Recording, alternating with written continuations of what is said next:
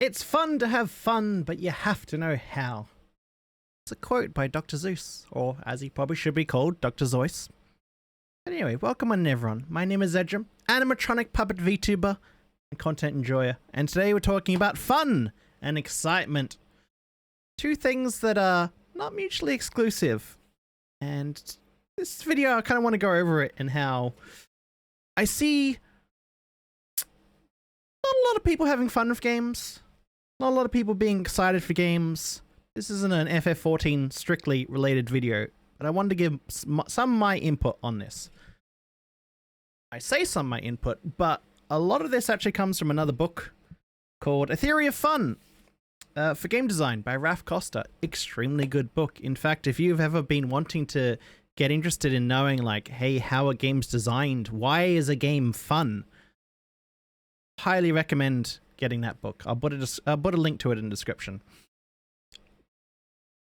But let's go over a little bit about the ideas behind fun and excitement, right?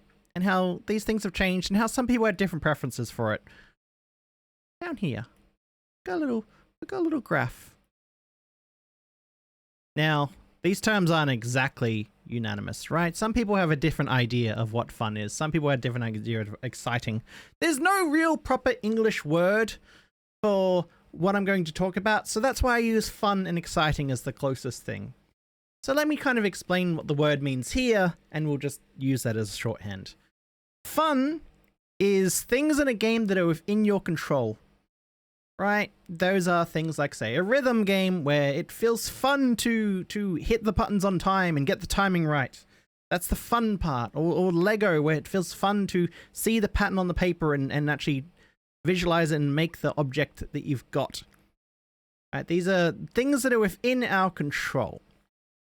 There's a really good description of video games, which is, or fun in video games, which talks about how fun is a game presenting its rules and systems to the player and then rewarding them for mastery of those rules and systems. Which is very broad, but you can see how that applies to a lot of different things. Excitement, on the other hand, is all the things that are outside of our control. We kill a boss and it drops a rare item that we've been wanting, right? That had a chance to drop. That's exciting. We are fighting a boss and it goes into its second big form. Oh, that's exciting because I haven't seen that before. In fact, almost anything where it's like it's new and where we're taking in the new stimulus is exciting. It's also where you get into the gambling gacha games, but that's another whole thing. So fun is the stuff within our control. Excitement is the stuff outside of our control. And many games will have a mix between both, and some players will prefer a bit more than one and a bit more of another. In FF14 terms, I asked people, what's your favorite Gold Saucer attraction? Right? Gold Saucer is a bunch of mini games in the MMO. And there's Leap of Faith, which is entirely within your control. There's no RNG in that. It is purely jump puzzles that you can do as long as you have the skill to do it. And on the other hand, there's Any Way the Wind Blows. Now, Any Way the Wind Blows, statistically, there's a best spot to stand in the arena. However, the entire thing is RNG. If you're standing in the incorrect spot at the incorrect time, you've lost. There's no skill with that. There's just be in the lucky spot at the time. And in the middle, you have Slice is Right. Slice has a little bit of both. It has mechanics where you have to dodge bamboo that's falling down, that's been cut a certain way. It's like, okay, that's fun because you can understand the systems of looking at that. It's like, okay, you see the cut lines, you know where it's going to fall. But then it also has RNG of there's gold on the ground that you can pick up.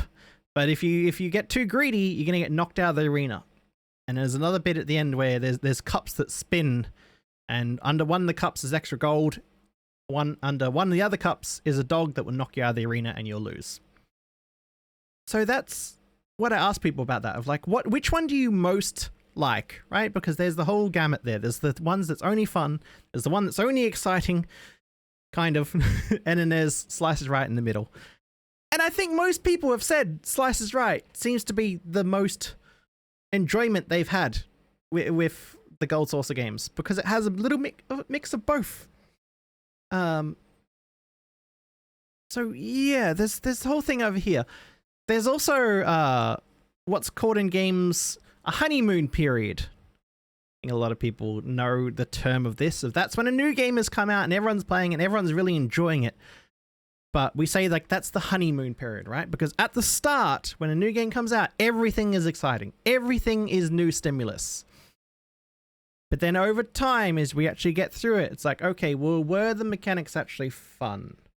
Were there things that we overlooked at the time because we were just enjoying the excitement so much, right? A recent example of that is Monster Hunter Wilds, where it was really fun to play through in the beginning, but I realized that I wasn't really having much fun because it felt like my character was too overpowered, and at the point where the game stopped giving me new things to discover and new things to do, I kind of just stopped playing. And I'll wait for them to add new exciting things to do in the future, and hopefully those things are more fun, right? So there's that too. There's the honeymoon period. But a big thing that I've seen now, and it's funny when I say Wilds because I've been guilty of this too, is players have started to move a lot more towards excitement, right? As like they want the excitement over the fun. They don't even realize really what's happening sometimes. And I think a big part of that is like we are in a culture now where new and exciting things are like a single click away, right? We live in TikTok Zoomer generation where like you can just do anything on the internet. At a click of a button, you can be watching a new video you've never seen before. And new stimulus is exciting, so we like that. New games are exciting. We often half finish a game. I'm very guilty of that. And go pick up a new game because what's happened is the excitement from the previous game is kind of worn down. Maybe we got far enough into the game where it stops giving you so many new things, right? It starts to pace things out a little bit longer. In between, it's like new mechanics it reveals to you. So then you have to rely on the fun.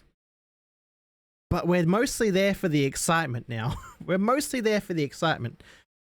And there's some interesting stuff. I've definitely seen a lot of people do this. I wonder, you're watching this, do you find yourself doing this now? Of you're chasing more the new experience over fun now? And have you realized that before this video? But there's a couple of things we can do for this. Oh, for starters, don't play gacha games. Gacha games are basically trying to train you to only ever be interested in excitement, right? Because that's how they get their money, from the loot boxes, all those things, banners, pity pools, battle passes, a lot of those systems. Try to avoid that, or just understand how it's trying to train you a certain way to want that. And secondly, try to make the fun more interesting. Now, I'm sure you've probably got some unfinished games. Pretty much everyone has some unfinished games. Maybe you put it down because you weren't having fun at a certain point, or maybe because it wasn't exciting. How about this? Now that you know about this, you know that like, oh, your brain is chasing those chemicals from excitement. Try going through and playing an older game and try actually fully finishing it. Right? Try doing that for like your own personal achievement. And if that's not enough, and I find this can really, really help, give yourself a reward. Set yourself a goal. Be like, hey, I've got this game. I need to play through it. If I actually manage to get all the way through it, I'm going to do something to treat myself. Right? I'm gonna buy that little mini Lego kit that I wanted. I'm gonna order food out from the restaurant that I really, really like. Something small, but as an incentive to make you go through the fun of a game. And then you'll probably start to enjoy it more. You'll probably start to be like, okay, I'm immersed in the systems because I'm wanting to get through it. And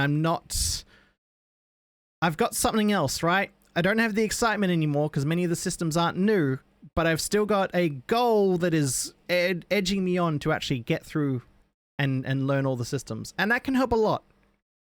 It does sound a little bit weird to say that, of like you need to basically bribe yourself into playing games. But the human brain is weird like that. It's really weird, and it can work. So there's my little comment on that. Fun and excitement.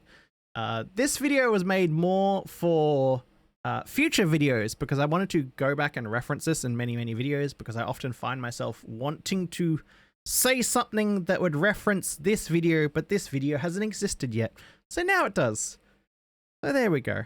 And you often see me referencing this on twitch.tv/Edrem, where I stream a lot. And I also often talk a lot about these things. So if you're interested in that, if you're interested in game design, if you're interested in FF14, come over and say hi. But anyway, thank you all for watching. Comment down below if what you think is fun and what you enjoy in games, and I'll see you next time.